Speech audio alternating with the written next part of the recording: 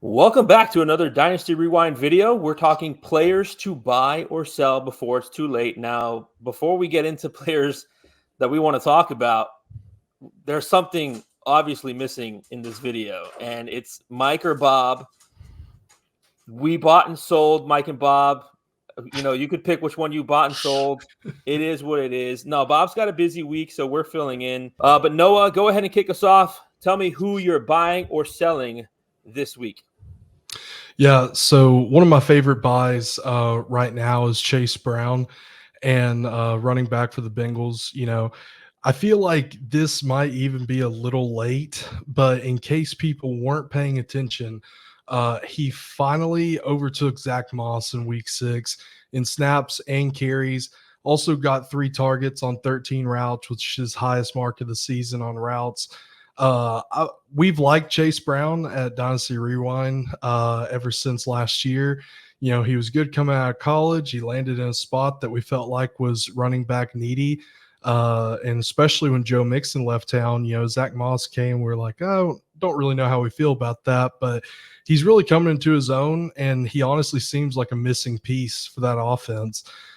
He forced 6 missed tackles last week on his 10 carries, and that's super impressive. It's a really vital stat for running backs, those missed tackles forced. His yards after contact is leaving a little to be desired. He's not exactly the biggest running back out there, but he is extremely explosive. And as he gets more integrated into this offense as the, pronounced running back one, I expect his game sense to increase and his comfort to get increased as well. Like I said, that explosiveness really important. It's a really big compliment to the offense that has just been Jamar Chase and T. Higgins. Really, it helps keeps the defense honest, not just dropping everybody back into coverage and leaving the box light. Really it helps both. Having T and Chase in there helps open it up for Brown. He helps open it up for them. It's the offense looking way better than it did earlier in the season. And, that along with how bad the Bengals defense has been is going to make for Bengals players being even more desirable in fantasy, as they will not be doing what the Bills have been doing this season, just running away with games. This doesn't really sound impressive at first. He's already the running back 29 on the year in points per game, but it is impressive when you realize he's only been averaging 35% of the team snaps. So as that number goes up, I expect him to potentially burst into running back 2 territory on the season, being a top 24 back, and that would not surprise me at all. As far as cost goes, some recent trades involving him, looking at Trade Calc's database, is straight up for Spencer Rattler, David Njoku, Justice Hill, Tucker Kraft. And, defaultly, we're not really thinking about tight end premium. I don't think Njoku or Kraft would happen in those leagues. But, I think one of the biggest shocks I had was that there was no picks. There was no trade involving any picks for Chase Brown.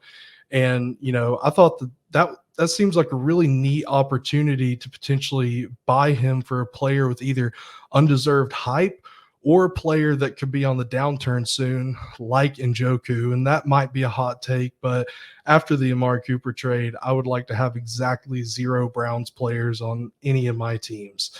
So with that in mind, how about a pick and a player involved? My alarm just went off. Okay. Anyways, so With that in mind. Yeah. So with that in mind, what are your thoughts on sending someone like DeAndre Swift, who, has been doing pretty good, and he could keep doing pretty good, but sending someone like Swift for Chase Brown and a 2025 third? I like the previous trades that you mentioned, all of them, like all the single, the one-offs. In that deal, it's DeAndre Swift, and you're getting the 2 assets, right? The third, and I might want to get a second, or get a second and give a third. I do like DeAndre Swift, and I think he's getting integrated a little bit better into that offense. They've talked about Chicago beat writers have talked about, what the difference is in that offense. They're starting to script plays at the beginning of the game. Caleb Williams is really coming to his own. And I never thought Caleb Williams looked bad in the first couple of weeks. It was just that offensive line was terrible. So I do like DeAndre Swift. I wouldn't mind that deal for Chase Brown because I am a Chase Brown stan. If I could get some kind of more than a third, I want like a second. If I have to give a third, I'd ask for the second straight up because DeAndre Swift, and I'm going to talk about this later, he's locked in. He just got a 4-year contract. And to me, that's a big deal. And the team's they already invested in him. They already invested in him monetarily. And, he's starting to get integrated into the offense better. But I don't hate the Chase Brown call out at all. I actually love it. I was one of the bandwagon Chase Brown people before the season. And I'm happy that, we can put our stamp of approval on saying we were right about Chase Brown. When you look at that offense, Zach Moss, to me, safer floor, Chase Brown, higher ceiling. And I want that player because Chase Brown is also secure in his role as well. Like he's going to be there at least another 2 years because he's on the second year of a 4-year rookie contract. They have no reason when they're notoriously a franchise that doesn't pay anyone to move off of him. So I like this pick, Noah. I think this is a great point by you. And, DeAndre Swift, I don't mind if I can get a little bit more than a third. But if I can get Chase Brown and a second in return or a second and give a third back, I'm with that. Yeah. I guess I'm still not fully convinced on Swift, but I could be changing my mind very quickly. He's definitely had a major turnaround. And, a second with Brown, I think that could get done. It a lot of this really depends on how do people feel about Brown, how do people feel about Swift, and that's something that everyone just has to evaluate within their own leagues. But either way, Chase Brown looks like a great trade opportunity right now. And if I could do it for any of those 4 players I listed, I absolutely would. I'm right there with you on that one. All right, so we're going to move on to my player, and I'm going to talk about. I think when I say the name, it's going to be pretty obvious where I'm going with this, right? This is not going to be a surprise. I'm going to go ahead and bring up Rachaad White. And I am in full-blown panic mode on Rachaad White. There's a bevy of reasons why. So let's talk about this for a second. I might be a little late to the sell Rachaad White party. And I understand that, and I'm okay with that because I wanted to let that situation play out. The problem was Sean Tucker. The problem was that Sean Tucker came in and looked really good as well as Bucky Irving running the ball in that offense. It really stinks that in the first game that Rachaad White misses, they run for almost 300 yards. Like that is not good for a guy that we're having conversations about, we, and I'm sure the team, about how efficient a ball carrier Rachaad White is. And as a matter of fact, in his 2+ seasons as a running back for the Tampa Bay Buccaneers, this is a almost close to probably a 35, 40 game sample size. He has never rushed for more than 3.7 yards per carry in a season, including this season. And it's the same. It's like 3.7, 3.6, 3.7. It's not like it was like 3.7, 2.1, 3. It's all the same. You have a very consistent sample size of him being a below average carrier of the football. So Todd Bowles came out today and talked about that backfield now being kind of a 3-headed monster and going with the hot hand. I still do think that Rachaad White is the best pass catcher, but Bucky Irving is pretty good at that as well. And, I can't sit here and give you an assessment of Sean Tucker, but the fact of the matter is he's going to be on the field at least a little bit, and that's going to take opportunities away from Rachaad White. So, again, I think I'm a little late to this party. I understand that. I wanted to make sure that I did touch on that when I talked about Rachaad White. But if I can get out now before it's even more too late, I'd like to do that. So I did look up a couple trades. I saw Rachaad White for a 25 second and third. I'd be so happy to get that in return because it's going to get very muddied in that backfield. This was a very interesting one. How do you feel about Devontae Adams straight up for Rachaad White? Now, my question would be, did this trade happen before or after the Jets trade? I did all my the trades that I looked up since Sunday, so I couldn't tell you, but it's been in the last 3 or 4 days. On it, I mean, to be perfectly honest with you, either way, I would have taken that trade because Rachaad White has looked awful all season. So, Right. yeah, I would definitely do that. And then one more here. Somebody just bought like 2/3 of the backfield here for the Bucks. They traded for Rachaad White and Sean Tucker for Brian Robinson and Nick Chubb. Oh, I would be so excited to get into that. Yeah. Brian Robinson and Nick Chubb. Brian Robinson is like almost every video we do, I want to talk about Brian Robinson because he's still super cheap. He's consistent. And now he's getting touchdowns because that offense is moving the ball. Brian Robinson is the same running back he's been for the last 2 years. They're just scoring more points, and he's being the benefactor of that. So I absolutely love that. Again, Rachaad White and Sean Tucker for Brian Robinson and Nick Chubb. Yeah, that one, I would honestly do that for Brian Robinson straight up. To me, Nick Chubb is just a cherry on top. I would be all over any of these trades, but unfortunately, I have exactly 0 Rachaad White in my 14 leagues. So I cannot take advantage of that, but I love all of these for sure. So go ahead, Noah, talk about your next player. I love this name, and I know why you're going to talk about him, but this is a great name to bring up. I'm excited to hear what you have to say. Yeah, so my second player is Demario Douglas, wide receiver for the New England Patriots, and I am buying Demario Douglas. Pop has been earning targets like crazy this season. In the last 4 weeks, he has 9, 3, 9, and 8 targets. And that last number is the best one out of the bunch, in my opinion, because it was his first game with Drake May throwing to him. In that same span, he's averaged 79% of his routes out of the slot. So he's cemented in as the slot receiver in that Patriots offense. And it seems to be a pretty promising position in how they're wanting to run things. I'm not a big fan of Alex Van Pelt's offenses, but the slot is looking pretty good in there. Neither Jalem Polk nor Kayshon Boutt's forte is underneath game, and I mentioned Boutte because he's looking like he's taken over the third wide receiver role there, surprisingly. The underneath game isn't really either of their forte, so I really think the short target competition on that team is limited to the running backs and Hunter Henry. And obviously, Demario Douglas is clearly the most dynamic option of those few. And given the state of that offensive line, I could see Drake May having to throw it quickly or scramble out. And I would trust Demario Douglas to figure out how to slide out from where he's at and to help Drake May out on those scrambles. In PPR leagues, he looks really solid as a weekly flex option. Could easily see him potentially scamming his way into a wide receiver 35 to 40 finish, if not a little bit better, honestly, this season. And for the price you're looking at, that's pretty good. And he's still a really young receiver. I think he was a rookie just last year. So, I mean, he's there. He's going to be there. His yak is leaving a little to be desired so far.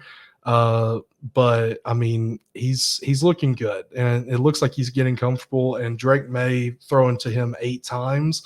Now, given they were in a pretty negative game script, so they had to throw a lot, but it looks really promising in my opinion. So some other trades that I've seen happen with Douglas, and all of these have happened in the past day, in the past 24 to 30 hours. Pop for a 27-second, pop for a 26-second, pop for a 25-second 2 different times, pop for Rico Dowdle in a 2025 third, and pop for Andy Dalton 2 times as well. So it seems his price is pretty set at a second-round pick if you're just doing something straight up. But I personally love the idea of selling him for Dalton if you snagged him or some other player off of waivers for cheap, and you don't really need those players right now. So, how would you feel about any of these options, specifically a second from any year or offloading what I think is a bum running back or a quarterback that's not going to be around for too long? What are your thoughts there? Well, first, let me talk about this because I love the points that you brought up. But the thing I've been saying about Pop Douglas the entire offseason is that at some point, Drake May is going to take over. And we look at Drake May in college, And the reason that Josh Downs was a thing was, yes, Josh Downs was good, but he was Drake May's favorite target. And you Yeah. look at the style of football that Josh Downs played at UNC and the style of football that Pop Douglas is able to play, and it's very similar. And so I kind of foreshadowed Pop Douglas being Drake May's favorite target, at least this year. I don't know moving forward with, guys like Javon Baker and Jalen Polk and whoever else is there. But I liked the prospects of Demario Douglas playing when Drake May was quarterback, because he's going to need that outlet. He's going to need that favorite, that best friend wide target, so to say, when things break down in the play. And Demario Douglas is that. And, to the whole Yak point, the Patriots offense has been like a Neanderthal offense for so long. And we saw finally Pop play with Drake May this last week. And I think he had a 33-yard touchdown with most of that was Yak. So 23 yards to be exact. Yeah. So look, that's everything you wanted to see. It was Demario Douglas's first professional touchdown and his first game with a competent quarterback. That it was Mac Jones, Bailey Zappi, and Jacoby Brissett, for lack of a better term. This is a true quarterback that the Patriots have there in Drake May, and so I love this name. Now, the only thing I want to say about your trades, real quick, is not that I have a at the end of the day, if I needed a guy to fill in for me in the flex, and I think wide receiver 35. Moving forward from this point on, I can't say the entirety of the season, but from this point on, I feel totally safe in saying that. Like borderline wide receiver 3-4, I feel comfortable saying that in this offense that's going to be down most every single second half that they play. I don't know if I want to do a 25-second. 26, 27, sure, no problem. When it's the immediate second-round pick, can I get a third-round pick back? But the other trades, I mean, the Rico Dowdle in the third is a phenomenal trade, because Rico Dowdle, let's be real, he has no value after this season. And Andy Dalton, same thing. Andy Dalton's a great asset to have on your team now if you're competitive, if you're trying to win a championship, you need a bye week fill-in or an injury fill-in. Andy Dalton's great, but there's no value moving forward beyond this year. And so I love these trades. I don't mind sending the 25-second. I'd like to not or get a 25-third in return. By the way, Noah, you and I have done so many trade dialogues. You know how frugal I am sometimes. Yeah. But I want a little bit more security with my 25 second round pick. And that's not to say that you're going to get that in a rookie, but you might be able to get something closer towards the trade deadline that you can feel more comfortable starting every single week. Because I think Demario Douglas ultimately is a flex starter, a bye week fill-in, an injury fill-in. He's not somebody I'm plugging into my lineup every single week is all. Yeah. And those are great points. And, I wanted to pitch that to you first before I gave my opinion. A 20-25 second is definitely way too rich for me. I would definitely push that second out a year or two, or, pair a third or something with a lesser player like Dowdle or Dalton, or even do what you said, a second for Pop and a third, 100%. I'm not in a 20-25 second for him. Something I want to point out, kind of to your point, he's not somebody that you're dying to start every week, but with the injuries that we've had this year and, bye weeks are starting to pop up, the Patriots bye week is week 14. It's the last week for bye weeks in the season. And so throughout the rest of the season, as you have guys kind of randomly popping up here and there with, injury or game being out, particularly the buys, you can slot him in every single week. And, by the time week 15 or 14 rolls around, hopefully you got healthy guys and everybody else has passed their bye week. But that's somebody that you should be able to rely on for a pinch start every single week this season. I'm going to go ahead and get into my last buy or sell. I did a sell. I'm going to do a buy. And I'm going to talk about David Montgomery. Now, we talked earlier about job security. When I am buying running backs, that is what I'm looking for. Unless I'm that uber competitive team that, I have the championship in sight and I need that 1 year guy, like a Rico Dowdle could be a 1 year guy. Who knows? Yeah. I typically go for the cheaper, safer investments at running back position because, look at this year with Christian McCaffrey. You're never going to get the ceiling that you want out of Jahmyr Gibbs for the price that he costs. Bijan Robinson has been on and off all year long. But you buy a David Montgomery, let's just say hypothetically in your startup draft, you can draft him, I don't know, somewhere in the 8th, 9th, 10th round. You're getting the production that you wanted. at a David Montgomery. And it's the same when you're buying him on the trade market. We talk about his job security. He just signed a 2-year contract extension that tethers him to that Detroit Lions offense through at least 2027, barring a significant change of heart from the Detroit Lions. I do think there's a 2028 year, but that's a void year if they want to just kind of move off. There's no dead cap or anything like that. Really what that contract does is it lowers his cap hits the next 2 years and gives him a 3rd year of security, which, I mean, good Lord, like that's what I want out of my running backs at this point.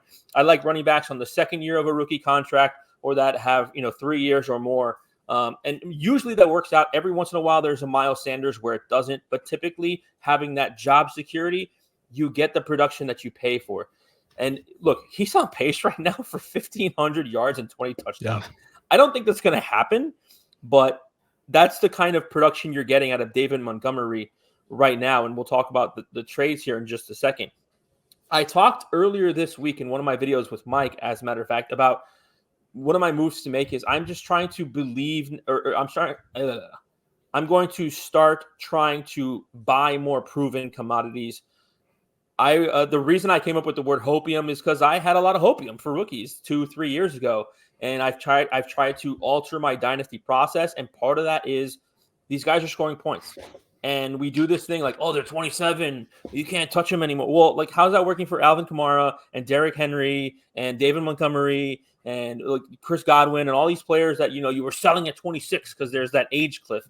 It's not working, and you go out there and you draft the Marshawn Lynch's and the Kendre Millers and like, oh, this has sucked, So David Montgomery has been a very, very consistent fantasy asset for you that you can plug into your starting lineup every single week and pretty much get double-digit points.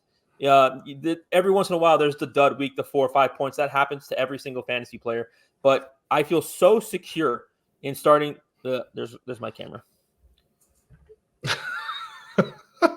Yeah. If I move a little, guess what? All right, ready? I feel so secure in starting David Montgomery and just getting the production that I paid for. So here's a couple of deals that I found for David Montgomery. Let me get your feedback. We'll go one at a time. Somebody traded David Montgomery for Jackson Smith-Njigba. Yeah, I mean, I'd do it, and that's hard because I've been out on David Montgomery for, a long time. I have to face the music with that, and I am a Seahawks fan and a big JSN lover, but admittedly, I would have to do that. That's it's a very secure position for a running back. There's no real concern about, if it's going to be him or it's going to be Gibbs. It's going to be both of them at the end of the day. And you don't really have that security with JSN right now. So yeah, I would do that as much as I might not enjoy doing it. Look, I think we all love Jackson Smith-Njigba. I just think there's a blockade there for him reaching his true potential. Who knows? It could be next year. They could bring back Tyler Lockett again. Nobody thought they were bringing back Tyler Lockett this season, and they did. He's a real estate agent in Seattle. He's got no reason to leave. If you're a Seahawks fan, you know what I'm talking about. I'm not just making stuff up. He's actually a real-life real estate agent as well. So, that's why I liked that trade. And then here's another one that I thought was really interesting. And this is very clearly a team that is rebuilding, doing this trade to a contender. Somebody acquired David Montgomery and Jordan Addison, who I'm not a fan of Jordan Addison, for Rashee Rice and Rachaad White, who we just talked about. And Rashee Rice is giving you 0 points for the rest of the season. So somebody clearly there is buying lesser points and trying to capitalize on the ceiling of Rashee Rice for David Montgomery and Jordan Addison. Yeah, I would also 100% make that trade. I think I'm one of the rare few at Dynasty Rewind that likes Jordan Addison. I was actually considering him to be one of my players for this video, but I didn't. Yeah, that's an even easier click for me than JSN was. I would do that all day, every day. All right, so we're going to get into just a quick rapid fire buy and sell. We don't have to discuss too much, but give me a little feedback why you are buying, why you are selling. I'll start off. I'm going to go with Tyrone Tracy. Just in his last 2 games, 42 fantasy points, averaging 21 touches a game in relief of Devin Singletary. Are you buying or are you selling Tyrone Tracy? Uh, this one's hard. Because I was thinking about both these guys too. I'm buying Tyrone Tracy. I'm probably waiting. I'm probably waiting a week or two because he's not going to completely overtake Singletary immediately. And I think that there are people who are hopeful that Singletary is going to come back and Tracy's still going to be getting 60% of the work. And that's just not realistic.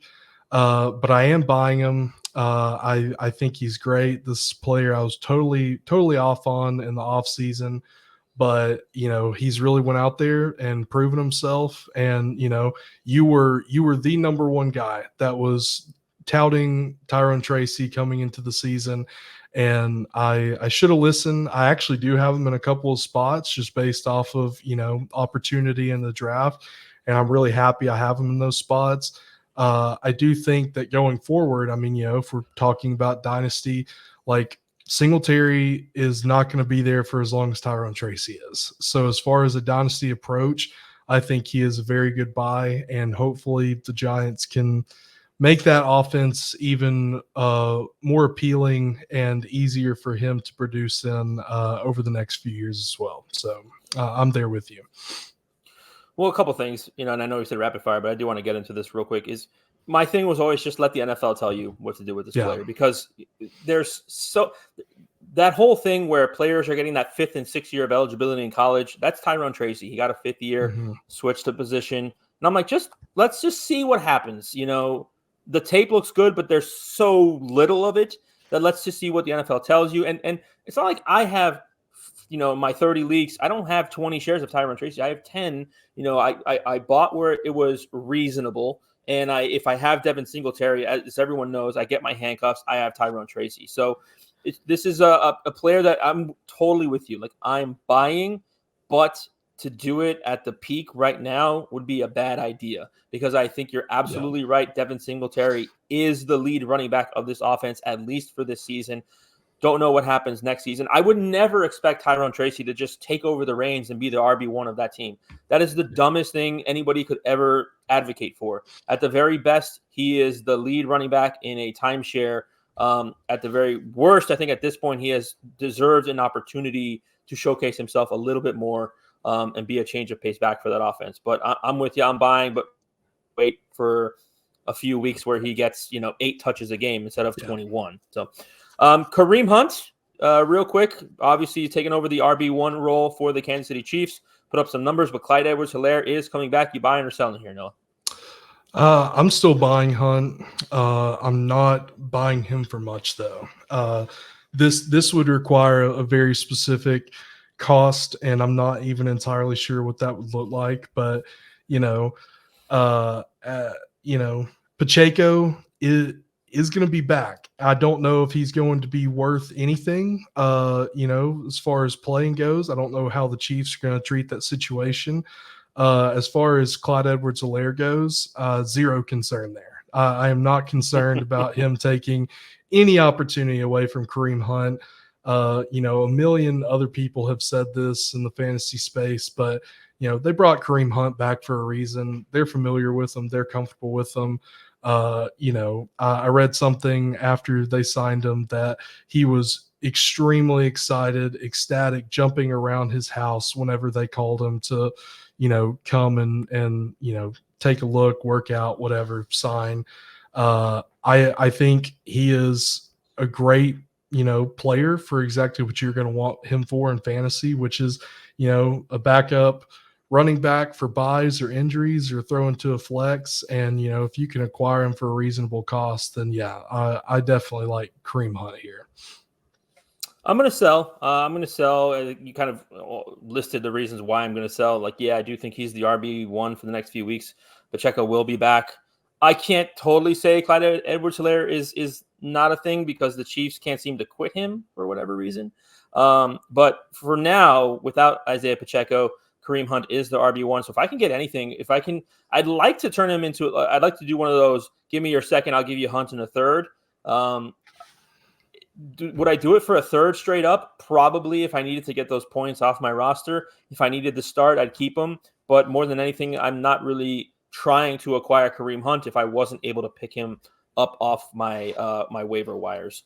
Let's move forward here. We'll go 2 for 1. 2 wide receivers that got traded this week. I think we're going to be talking about a lot more wide receivers that get traded in the upcoming weeks here, Noah.